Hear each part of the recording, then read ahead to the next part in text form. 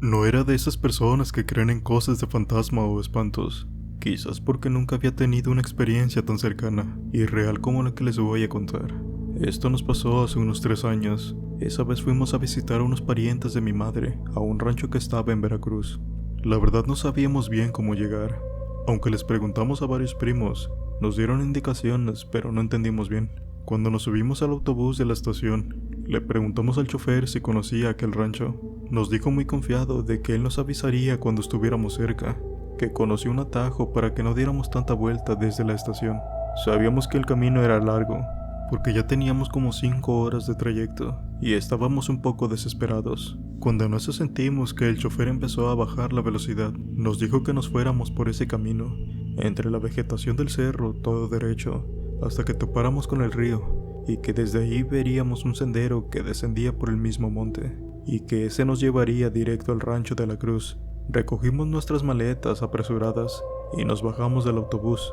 Mi madre y yo nos quedamos mirándonos. No teníamos idea de dónde estábamos, y sobre el camino que nos dijo el chofer no se veía ni siquiera un alma. Así que no nos quedó de otra más que empezar a caminar sobre aquel sendero. Después de andar por un rato, vimos con alivio cómo apareció frente a nosotros el río. Ahí nos paramos para descansar un momento, pero también nos detuvimos porque, según el chofer, había una vereda que descendía, pero resultó que nos encontramos con dos, una que se metía entre la maleza y la otra que rodeaba el cerro. Mi madre intentó marcarle a la tía Gloria, pero no teníamos señal en ese momento, cuando en eso vimos a lo lejos que se acercaba una persona hacia nosotros, y al parecer era un joven como de unos 20 años, de pantalón de mezclilla y camisa azul. Traía un sombrero que le cubría los ojos, pero se le miraba buena pinta. Yo alcancé a decirle que si sabía cómo llegar al rancho de la Cruz, que veníamos de parte de la señora Gloria. En ese momento aquel joven se detuvo bruscamente, y tras unos segundos de silencio, nos hizo un gesto con la mano para que lo siguiéramos. Después de un rato de caminar en silencio, aquella situación nos empezó a dar mala espina. Por más que le preguntábamos, nunca respondía nada. Y en ese momento, no entiendo por qué, pero me llamaron la atención sus botas. Me daba la impresión de que no tocaban el suelo, pero pensé que ya estaba alucinando por el cansancio. De repente el joven se detuvo, casi chocamos con él, levantando su mano, y nos señaló una vereda muy angosta, escondida entre toda la vegetación. Corrimos hacia ella, y cuando pasamos la vereda vimos a lo lejos un poblado. Empezamos a bajar el cerro como locas, y en eso se soltó la lluvia. Nosotras seguimos corriendo, y ya estábamos por llegar a unas casas, cuando al voltear hacia atrás nos dimos cuenta que el joven no venía con nosotras. Mi primer pensamiento fue regresarme por él, pero mi mamá me jaló y me dijo que mejor nos diéramos prisa. Cuando llegamos a las casas tocamos las puertas para que nos pudieran ayudar con aquel joven. Entonces se organizó rápidamente un grupo para salir a ayudarlo. Ya estábamos muy tranquilas, cuando en eso llegó mi tía con 2 de mis primos. Corrimos a abrazarlos y empezamos a platicarle lo que nos había sucedido. Y en ese momento mi tía nos dijo espantada que ese camino era muy peligroso y que ni siquiera los del rancho se atrevían a cruzar, y mucho menos por las noches. Además de animales salvajes, la gente decía y juraba que por ese camino se aparecía el nahual. Nos quedamos sorprendidas y angustiadas. Entonces le comenté a mi tía que habíamos tenido mucha suerte de aquel joven que nos había acompañado gran parte del camino. En ese momento a mi madre y a mí nos entró una angustia por si algo le hubiera pasado al muchacho, ya que lo dejamos solo. En ese momento entraron algunas personas del grupo que salieron a buscarlo. Nos dijeron que no habían encontrado absolutamente a nadie. Nos dijeron que querían hacer más, pero por el momento era todo lo que podían hacer. Simplemente les dimos las gracias y nos marchamos con mi tía y mis primos. Al otro día continuaron la búsqueda de aquel joven, pero fue en vano. Fue como si se lo hubiera tragado la tierra. Después de 3 días dieron por finalizada la búsqueda. Nosotros nos quedamos en el rancho una semana más, un día antes de regresarnos a la ciudad. Después de comer nos quedamos a charlar con mi tía Gloria. En ese momento rápidamente se levantó y se metió a una de las recámaras. Cuando regresó traía un viejo álbum de fotografías. Lo abrió y empezó a pasarnos las fotos, mientras nos platicaba algunas historias de aquellos tiempos.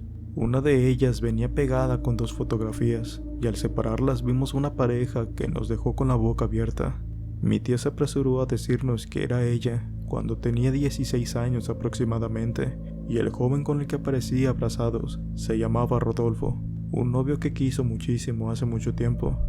Inclusive hubo planes de boda, pero que una noche después de haberla venido a visitar, se le ocurrió irse por ese sendero por el que nosotras habíamos pasado. A los pocos minutos de que se fuera, empezaron a escucharse gritos pidiendo ayuda. Espantada fue por su papá y sus hermanos para irlo a buscar. Cuando llegaron, lo encontraron tirado cerca del río, lleno de golpes y sangre, todo moribundo. No pudieron hacer nada por él, ya que ya había partido de este mundo. Las autoridades del municipio dijeron que le habían atacado varios lobos, pero entre la gente del rancho y de los pobladores cercanos se empezó a recorrer el rumor de que en realidad lo había atacado el nahual. Mi tía terminó su relato con la voz quebrada y empezó a llorar. Mi madre la abrazó tratando de consolarla, y yo solo me quedé viendo aquella fotografía. En ese momento no tuvimos el valor de contarle a mi tía que aquel hombre que nos había acompañado en el camino y Rodolfo, su novio asesinado por el nahual, eran la misma persona. Mi nombre es Ana, y esta historia me pasó durante un viaje a Mazatlán. En casa solo vivimos mi hermana Brenda, mi hermano José y mi madre. Mi padre murió hace 2 años. Él dejó un hueco en la familia que no nos permitía salir de un estado de depresión muy fuerte. Por fortuna, mi padre alcanzó a estar presente en mi acto de graduación cuando me titulé como abogada. Por ser la mayor de mis hermanos, sobre mí cayó la responsabilidad de las obligaciones. Aunque mi madre también trabajaba, creo que de manera implícita acepté el hecho que yo debía apoyarla. Porque si bien contábamos con familia en la ciudad, cada hermano de mi madre estaba inmerso en sus propias obligaciones. Les mentiría si les dijera que ha sido fácil, porque aunque egresé de la universidad hace 3 años, entrar al mundo laboral no ha sido nada sencillo. Como es en la mayoría de los casos, piden mucha experiencia, con la cual no contaba.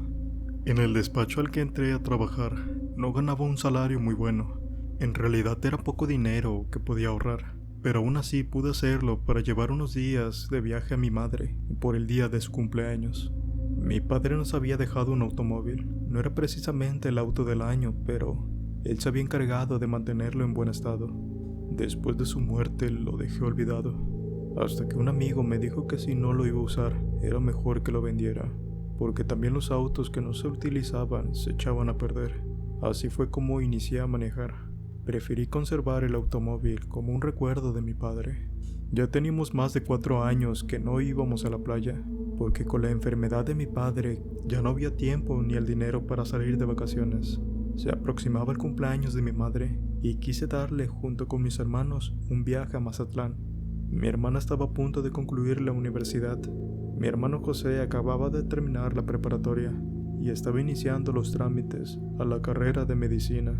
Así que se puso a trabajar en una tienda de conveniencia. Entre nosotros 3 queríamos darle la sorpresa a mi madre. El cumpleaños de ella era en abril y en febrero aparté el lugar en el que nos íbamos a quedar. Busqué cuidadosamente el espacio en el que pudiéramos descansar y que obviamente estuviera cerca del mar, pero que a la vez no fuese tan caro. Tuve uno a muy buen precio.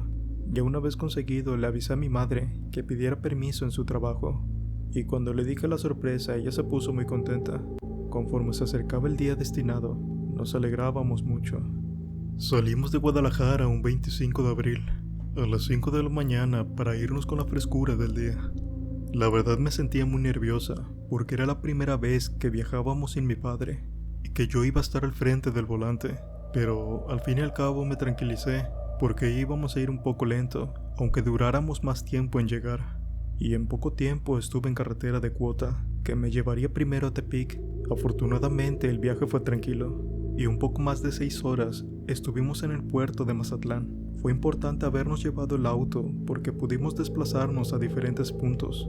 El día en que nos regresamos, teníamos que desocupar el lugar en el que nos habíamos hospedado.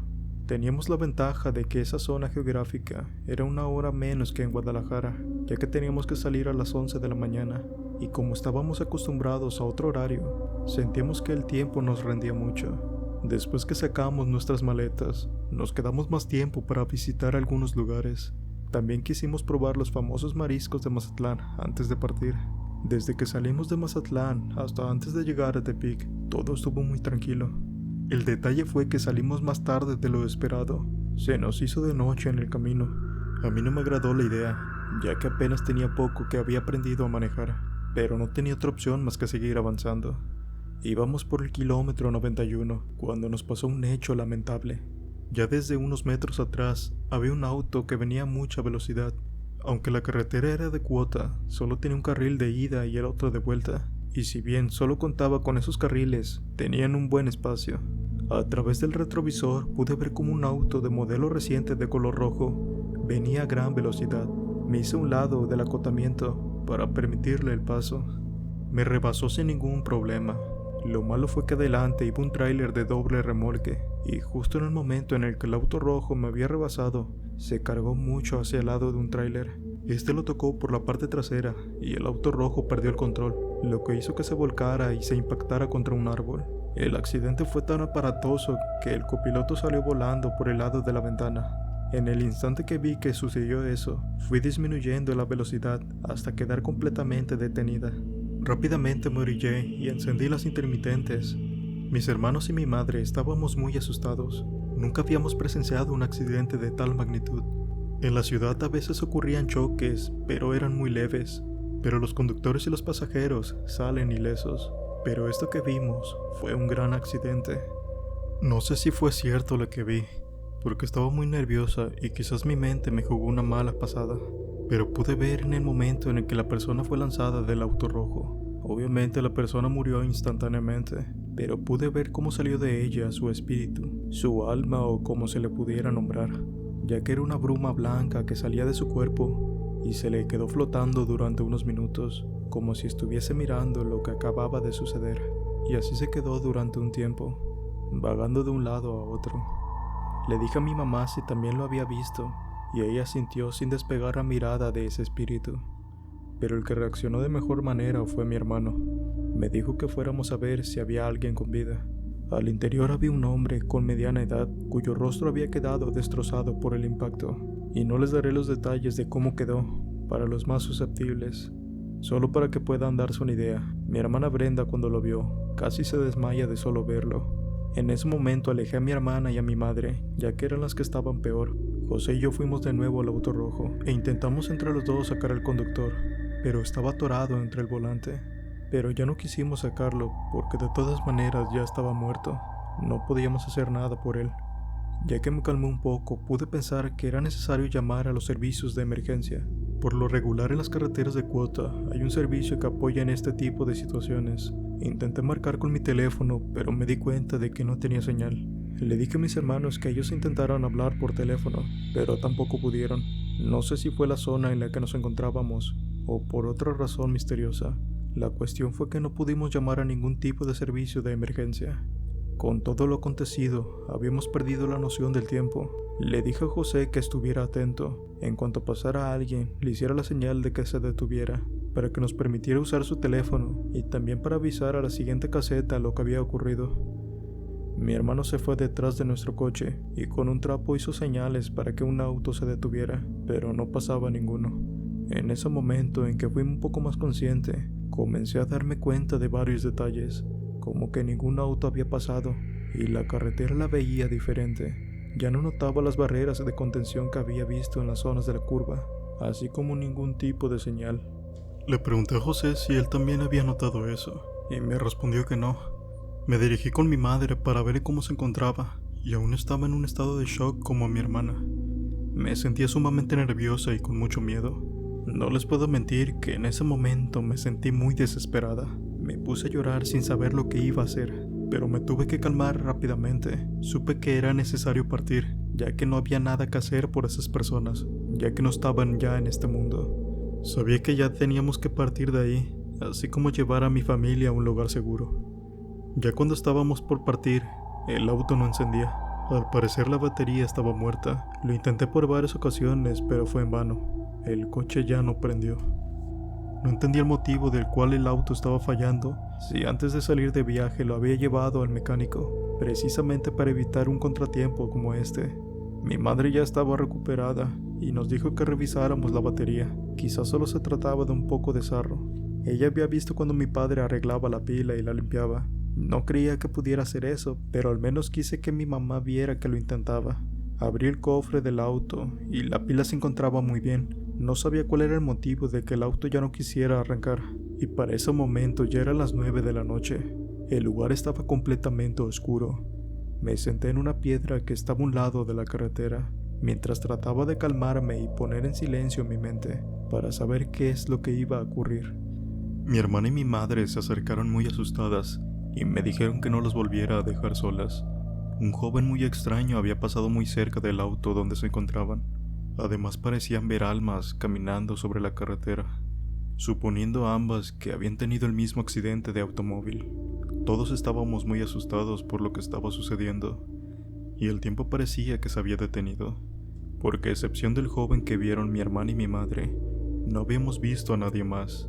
Me sentía sumamente desesperada, sin saber qué hacer, por lo que mi madre me dijo que volviera a intentar encender el auto. Sin esperanzas lo hice, pero para mi sorpresa el auto encendió.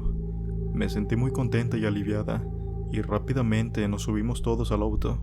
En el momento en que fuimos avanzando en la carretera, de nuevo comencé a verla como antes. Nuevamente empezamos a ver autos y trailers en el camino. Quise buscar la vía en donde estábamos, pero por más extraño que suene, esa carretera no existía, no aparecía ni siquiera en las plataformas de mapas. El trayecto de regreso nadie dijo nada.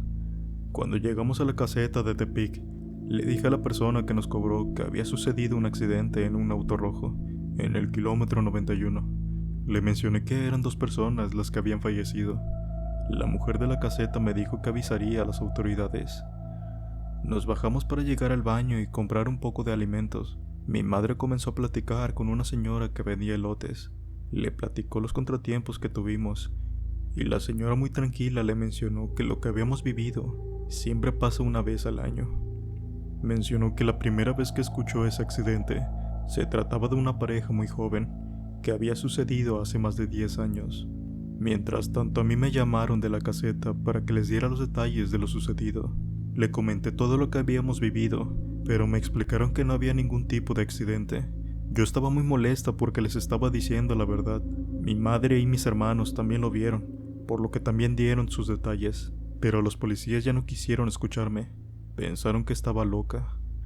En cambio, la señora de los tamales le dijo a mi madre que llevaba más de 5 años vendiendo elotes ahí, y cada año llegaban personas como nosotros, diciendo que había ocurrido el mismo accidente en un auto rojo.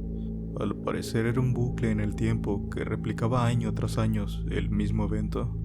Casi estaba segura de que las personas que vimos en la carretera, todas habían muerto desde hace tiempo, y la carretera en donde habíamos pasado, en el kilómetro 91, nunca había existido.